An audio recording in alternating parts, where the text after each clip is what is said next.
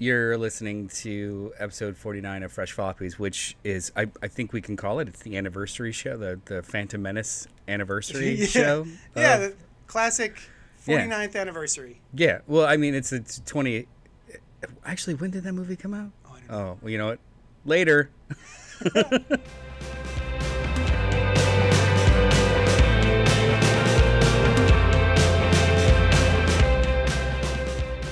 What's up to all our sidekicks and henchfolk out there in the Geek Nation? We're currently at Johnny Destructo's Hero Complex to talk to you about the books that are coming out today, the freshest of the floppies. It is a fresh flopaganza. Oh no! A freshaganza of floppies. Floppitudes. By floppies we mean comic books. Single issue comic books, periodicals that used to be on spinner racks and newsstands, but now they're just in specialty shops called local comic shops, where you can find joy. Find joy, friendship, love, happiness, love. This week is a little special because this upcoming Saturday is Free Comic Book Day. And what does that mean? So May the 4th be with you is the date, and it's basically your local comic shops have purchased for you a selection of free comic books that you can just go and pick up at those shops. And the hope is that you're also patroning those shops at the same time. But yeah, there's all maybe finding something else you like. Yeah, so it happens every year. It's usually the first weekend of May, and this year we wanted to talk about some of the new books that some of the publishers are gonna have available for you guys on Saturday. So we're gonna talk about a couple of books that came out today, but then we're also gonna talk about a couple of the free comic book day issues that we were able to read. The FCBDs. The FCBDs on NCB Day. Yeah. New comic book NCDD. New comic book day. NCBD. The FCBDs on NCDB. Yeah. Oh, fuck. Everything's should we just quit? No. Keep it rolling. We're doing it live. Blood Hunt from Marvel came out today by Jed McKay and Pepe Larraz and Marte Gracia. And the big event. The big event. The big summer event for Marvel drops today. And it is Blood Hunt #1. Blood Hunt is 2 words. That's true. Blood Hunt. And there's, speaking of 2, there's 2 versions of this issue that you can purchase at your LCS. Yeah. The regular PG-13, let's call it. Sure. And then the rated R, the red band. So I version. thought, we all thought this was a gimmick. Yes. Of like, hang on. We all thought that this was a toothless gimmick. Of just, it's just like it's polybagged. Maybe there's like literally extra, just like photoshopped blood in. That's what I figured. This is a different book. Complete. It's the director's cut. Basically, there's actual different extra pages, different scenes, and certainly much more gore. Yeah.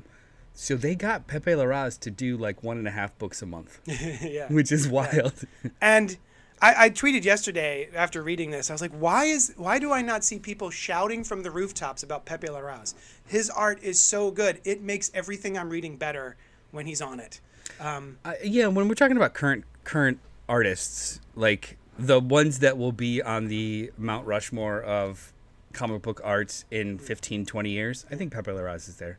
I don't hear people talking about him, but he's so good. Pepe Larraz, Dan Mora, like these dudes are basically going to be this era of comic books. They're the top of it. God damn it. But the book itself, not toothless. I actually enjoyed this. I absolutely loved this. This comic. was really fun. And it was even more fun with the rated R version. I cannot. There are some times when you read something and you're like, oh, that's all right. That's solid. That's cool. That's fun. I read this and I felt like a 14-year-old. Nice. Like, this was so fun. Like, stupid fun. And it was genuinely shocking. Yeah. I was like, well, what? I was genuinely shocked by the twists. I'm like, this is, holy shit, this is so fun. I'm going to give this the freshest of floppies. In regards to, like, the big 2 having, like, event fatigue and there's no news stories and blah blah blah. This is derivative of a bunch of things, but god damn is it really fun. Really good soup. Jed McKay just crushes this. Also, I want to talk about like the structure of this issue. Okay. This just starts. There is absolutely no, hey, you had to read 4 other series before this to kind of get the idea of where all these characters are and what the lead up to it. This literally is a 0 issue. Yeah. All the characters in the story know exactly what you know, which is nothing, and we just bounce. Yeah. It is not over expository, but it also isn't confusing. It keeps it moving, man. It is It's just a quick, it is quick just book, so but tightly paced. It's very quick, but also feels like a meal. Absolutely. It's not like it's lacking content. I just blew through it. Maybe it was just how I was excited reading it, and I just went through it really quickly. I'm trying to recall the last time an opening salvo of a Marvel event had me this excited, because usually they were just like, oh, that's pretty cool, that's a cool idea. Like Empire was like a cool idea, and it was pretty solid. Absolute Carnage was fun as hell. Yeah. But I don't even know if I was that excited as I was for this, just because I was reading Venom. Yeah. Yeah, this is cool. Have you been reading Judd McKay's Avengers? Yes. Okay. What's the Impossible City? Is that their new base of operations? It's a sentient city that's the size of... It's a spaceship that's the size of a city, and it's sentient. Okay. And it houses refugees as well. From like all the over. Authorities ship that exists in the Bleed. Do you remember that ship? That that one only was able to exist in the Bleed and then moved through universes. This is just a big ass ship. Okay. That is an alive. AI. Yeah. Okay. Yeah, and it is an honorary Avenger. I went to. Yep. Okay. All right. Like Billy the Street. Yeah. Sure. I because of Bloodhound #1, I'm going to go back and catch up on the Avengers, because this was the Avengers. fun. Judd McKay has a really weird way of like, hey, I'm going to introduce the most complicated thing, and everyone. So the main baddies in this, they're all new characters. They've never been introduced before. This kind of like legion of styles of vampires. Yes. All new characters, all new names, all new designs, know nothing about them, and they all kind of almost clunkily introduce themselves with their weird, like, I am the Agent of Sorrows. It's really silly. Yeah. He does that all the time. So, Okay. like, there's nothing but new bad guys in Avengers. Avengers, great. And it's like, we are the Twilight Order. I am Obsidian of Kull. It's really out there. He seems to be channeling a little bit of Hickman. Like, when I started reading this, I forgot that I had to remind myself it wasn't Hickman. I went to the front, and I was like, oh, it's McKay. That's right. The beginning of this feels very Hickman. These are really, really large comps, so take it with a grain of salt, but it's Hickman, but if it was slapped in the face by Ditko during his Fourth World era. Oh, okay. Because it's really, really silly, Yeah. but it's approached in like almost a clinical way. Yeah. Hickman-esque, yeah. This was freshest of flops. Yeah, wonderful. Anybody that was complaining about like another event and so many tie-ins, this was cool. Yeah, it was. This was really, really cool, and I was skeptical. So Sames. Yeah. get in it. So Get on it. Was it during the pandemic that White Trees: A Black Sand Tale came out? It was a 2-issue mini. Earlier than it that, before that? I did have the 2 issues. Did you read them at the time? I read the first one. I remember. Okay, so the book we're going to talk about, the first book we're going to talk about, is a reprint called "The White Trees" by Chip Zdarsky with art by Chris Anka and Matt Wilson. Yeah, it was a 2-issue miniseries, super under the radar. Yeah. And I heard about it because everyone freaked out.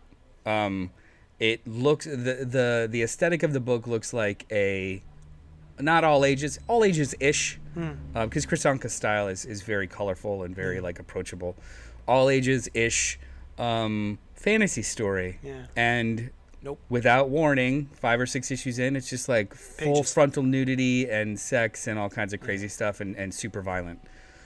So I remember hearing like they're going off the shelves, people are hiding them, they're moving them up because they had them like lower on the shelf, and we're just like, oh god, it's full penis. It's not for kids. Yeah, for sure. So I grabbed copies because, the speculator deep inside of me was just like, ooh. Yeah. But I never read them. Oh, okay. I read the first one. I was like, oh, this is solid. And this apparently isn't a series of stories that he does on the side called the Black Sand Tales. And they announced the second miniseries, which is called The Whisper Queen. Yeah. But smartly, they reprinted the first 2 issues of White Trees into a one-shot that's available today also. Yes. So if you're interested in The Whisper Queen, pick up the White Trees also. Yeah. Let's talk about White Trees first. What did you think? Solid. Yeah. I feel like a couple more issues and I will be ingrained into their story building. I'm still at the point where I'm like, wait, whose name is what name is who's that person? Who are they referring to? Because it's a lot of weird names that I have trouble keeping tally of in my brain. But I quite enjoyed both of these. Mm-hmm. I like these a lot. Well, let's stick with just Trees. Yeah, White Trees was great. I was surprised that it's only a 2-issue series. That is very rare. You don't get that. But I love. Full. You know, we've had this conversation before when we're talking about streaming shows and how a lot of showrunners will try to stretch or squeeze story into the format. But it's like you're streaming. It could be a 30-minute show, one episode. It could be a hour show, the next episode, depending on the story you want to tell in that. To me, worse than that, a lot of times with streaming shows, they'll intentionally hold off the drive of the show until like episode 3 because like, oh, it's streaming, so we could take our time and like you still have to hook people. Yeah, you still got to. You still have to like keep people and tell them what they're watching. I like that it was a nice toit. 2 issues. This was great. It is. This might be my like, you know, if we were using the parlance, might be my pick of the week for anybody that's just a little tired of superhero books. Like, yo, White Trees, 1 issue, $4.99. That's what I was just looking. I'm trying to find the price on there, and I don't see it. They've It's hidden on the it. top Oh, it's right. $5.99. $5.99 for a 2-issue one shot. 60-page one shot. It is, and it doesn't feel. It's such a full story. I loved it. I love the art. The reveal was great. Yeah, the main character in this is just so great. Siotar, I think his name is. Sure. He is a he did some shit in the war. They all did some shit. But he is haunted by it and refuses to fight, and you kind of go with his journey. This is I loved this. I loved the art. Great. It does have a learning curve in regards to, hey, here's a butt ton of new words, new language, lands, relationships, background. But it, unlike other books, for some reason it wasn't a barrier of entry for me. Like after a while, I just kind of glazed over the names and followed along with the characters that were because it, as expansive as this is, it felt incredibly small. Yeah. Like it's a very personal story. The story itself is incredibly small. So 3 warriors. It's a perfect little entry. Were in a war together decades ago, have been brought together because their children have been kidnapped by another kingdom. That's all you need. The bad guys that they hurt in the previous war have come for their kids. Now, awesome. So super fresh. Yeah, fresh AF. I'm very happy with this book. Now today also is the first issue of The Whisper Queen by the same creative team, Chip Zdarsky, Chris Hanka, and Matt Wilson. This is a 3-issue miniseries. Oh, thank you. I wasn't sure. And it is not a direct sequel, but very much a direct sequel. Okay. In so much as we are not following those characters, we are following the events, the aftermath of the events of the first book. There you go. And yes, other characters that are, I guess, intertwined with it. Also very compelling. Yeah. We've been introduced to new characters that we didn't meet in the first 2 issues, and they are just as compelling as the original 3. This kind of storytelling is so fun because it's almost like, I'm trying to think of like a real world comparison. So like if a tornado happens and you're following these people surviving the tornado, now we're just randomly going to tell a story about people who knew others in that tornado and they need to get around that tornado to go do something else. Yeah. Like it's all connected, but not in any kind of way yet that will stop you from enjoying this alone. Yeah. I would say you should definitely read White Trees first. I think you get a better experience. Sure, but if they only have Whisper Queen at the shop, you could just jump in. Grab it. Yeah. Yeah. These are wonderful books. Yeah, man, I was really surprised by this. And I know I've always been a fan of Chris Hanka. I don't think I've ever seen him do interiors before. I have. I think he do like some fun Runaway stuff. Did he? Yeah. Oh, he did. Yeah, you're right. Wow, that was a long time ago. Yeah.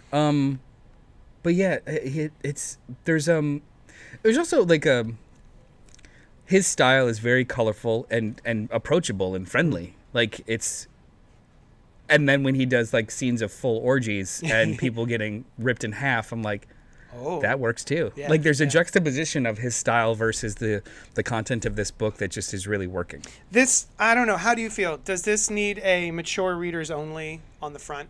Yeah, probably. Right? That's what I think. Probably. Yeah, like neither of these say rated R, or I wouldn't have really known if I hadn't gone flipping through and reading it, you know? Yeah.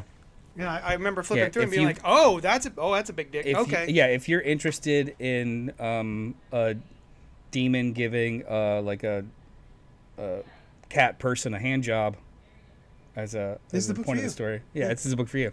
No, but it's more than that. It's wonderful. it's These so far all bangers. Yeah, man. This is a great week of comics. Before we get into the free comic book day, is there anything else coming out this week that you are interested in or can't wait to read? I know that you read the episode 1, the Phantom Menace 25th anniversary, because it's your favorite Star Wars Special? movie. Oh, shut up.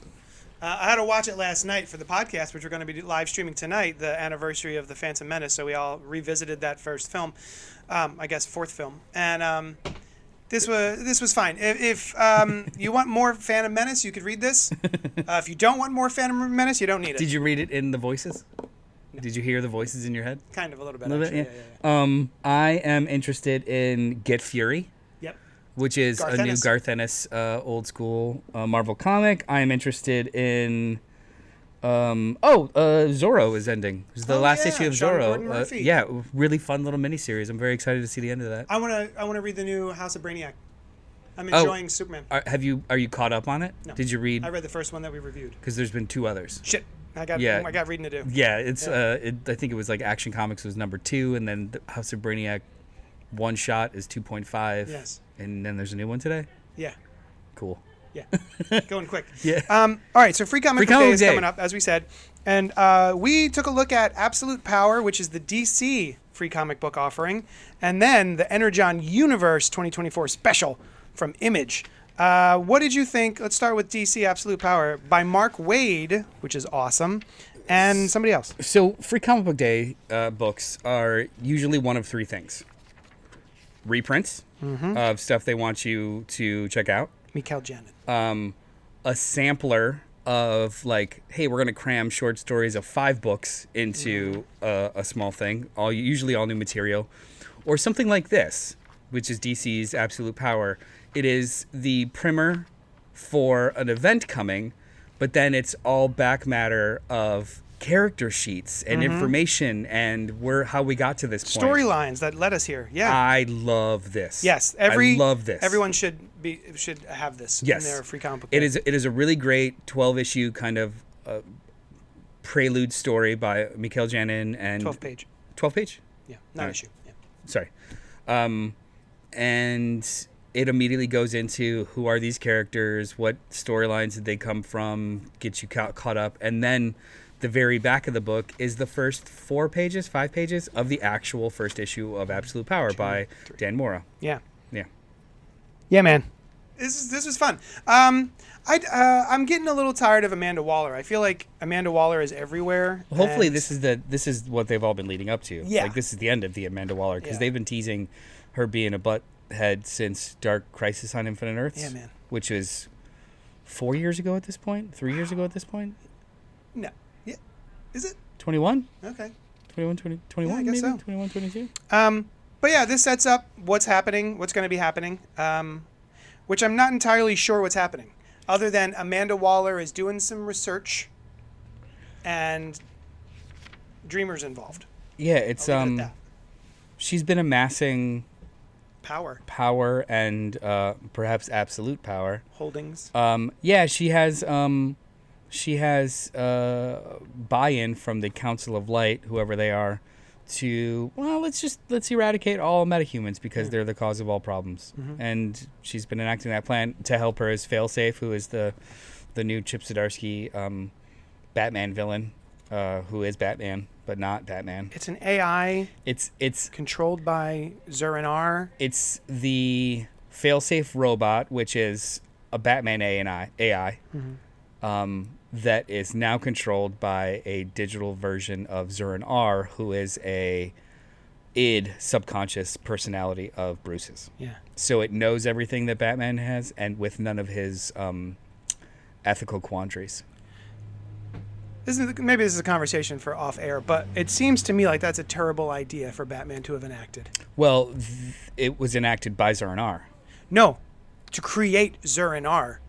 Oh, right? sure. In wasn't hindsight, he, wasn't of course. he? Oh, okay. I wasn't sure if it was supposed to be like that was a good idea. Well, now it's not. Yeah, well, definitely not. Yeah, it just seems like a real dumb idea. I think he learned it. What it was in. It was in the Night. The other Chip Zdarsky book. Yeah, Batman the Night. The Night. Yeah. Yeah. The KNIGHT. Yeah. Yeah, this. If when you're going through the table of free comic books, this is a really cool first opening salvo for the event that's coming this summer. It's a 4-issue event with a bunch of tie-ins, but it seems fun. It's Dan Moore and Mark Waid. I'm very excited for this. Yeah, they're a good team. Energon Universe. Anyone who's listened to more than one episode of this, we are all in on the Energon. I am all in on an ending. This is Love the it. worst thing in comics. I can't stand it. Shut your face. It's poop. It's poop on paper. This is poop on wonderful. Daniel Warren John. So there's 3 little stories in here. There's a Transformers, a Void Rivals, and a G.I. Joe. Yeah. All of which were great. Yeah. So you're bearing the lead. The Transformers story is drawn by Ryan Otley. Yeah. Yeah. Ryan MF and Otley. Ryan Invincible Otley. Yeah. Yeah. He's so good. How do you like his Megatron, awesome. It's so good. Yeah. This was gnarly. I was like, oh, you're not going to have those full toothy grimaces. Yeah, you are. Yeah. He's got it. Yeah, you are. A little bit of ultra violence in a colorful way. Yeah, it's what is it? Maybe 8 pages? More than that. You keep talking. Either way, that's kind of the main event of this issue. That it's in anybody reading the Transformers book, there are a couple of characters that haven't been revealed yet. It's not slowly paced. 14. It's just it's building. Yeah. Right. So this is a prequel short story of that fight that last fight on the arc that precipitated the first issue of Transformers. Yeah. You don't have to read everything up till now, but if you had read everything up till now, you're like, oh, cool, that's where that is. Yeah. And also, we haven't heard from Megatron yet until this Yeah, issue. that's what this is. Yeah. Where they mention him here and there, and then he doesn't. His arm is in the comic, but you don't know what happened, and this is that, which is cool. Yeah, and then there's a Void Rivals mini story, which anyone complaining about the fact that Void Rivals seems like it's on the outside of these comics. No more. This is one of my all-time favorite nostalgia characters shows up in this little mini. I was very delighted to see him when I flipped through. And then the kind of G.I. Joe backs, awesome, absolute. This was Josh Howard of Big Girls, and also Jason Howard. You're right. Thank you, Jason Howard. You mean Astonishing Wolfman and Super Dinosaur? Yep. No, Super Dinosaur was Otley, wasn't it? No. That was Howard? Oh. Yeah. But anyway, this was another one that shows a new side of a character that I've known for decades. And I was like, oh, let's go. Let's do it. It's awesome. So this is the kind of book that this is also a must pick up. It gives a great sample of all these books in the Energon universe, but also it's such a fine line. If you've been reading the books, this is going to be like, woo! Mm-hmm. If you haven't read them at all, this is going to be like, oh. Yeah. Why don't you go read those books? Yeah. Great. Super good pickup. And there's not a weak link this week, man. No. Some of the other cool free comic book days to pick up, the Marvel Spider-Man Ultimate Universe one. It's a tease for ASM. It's a tease for the new Ultimates book and some Venom event. It's all original stories, no reprints, which is cool. I like that. Yeah. There's a Star Wars one that does the same thing. Nice. A Tynan book. A Boom Studios Tynan Universe. Yeah. That's all reprints, I believe. The Worlds of James Tynan. Just like little samples of a bunch of his books from Boom Studios. Oh, is it? Okay. But yeah, Free Comic Book Day is so great. There's a bunch of others that I'm not even... I think Mad Cave has a Flash Gordon one that I think is fun. Okay. Find your local comic shop on Saturday and go spend some money on some fresh literature. Oh, I'm sorry. You asked me what I'm looking forward to this week. I am looking forward to Kelly Thompson's trade paperback for The Cull, finally just dropped. I read the first 3 issues as it was coming out, and then I got distracted. But the art in that is unlike anything I've ever seen, except for maybe the guy who was drawing Captain America. Jesus Saez? Yeah. Yeah, and the Punisher, right? That's him. Jesus Yeah, Saez, yeah, man. Yeah, this is Saez, but even more realistic looking. Very cool. Can't wait. I love Kelly Thompson. So, yeah. And then She's fine. You shut your face. And then tonight we're going to be talking about the Phantom Menace on a live stream, 8:00 on YouTube and Facebook Live, I guess. And so join us. this is the first podcast in the month of May. We will be the official podcast. No, I'm just kidding. Omnibuds Cafe, which is a fun YouTube group or Facebook group. Whatever. We're gonna love it. It's gonna be great. Plug them every. Are we supposed to plug them now? No, it's just it's super exciting. It's just all exciting. Like we tell your friends, go get comics, read, like, comment, subscribe. Let's go. Is that it? We're done? I guess so. All right. Thanks so much for hanging out with us, and we'll talk at you later. Do. She's life, she's love, she's time, she's here.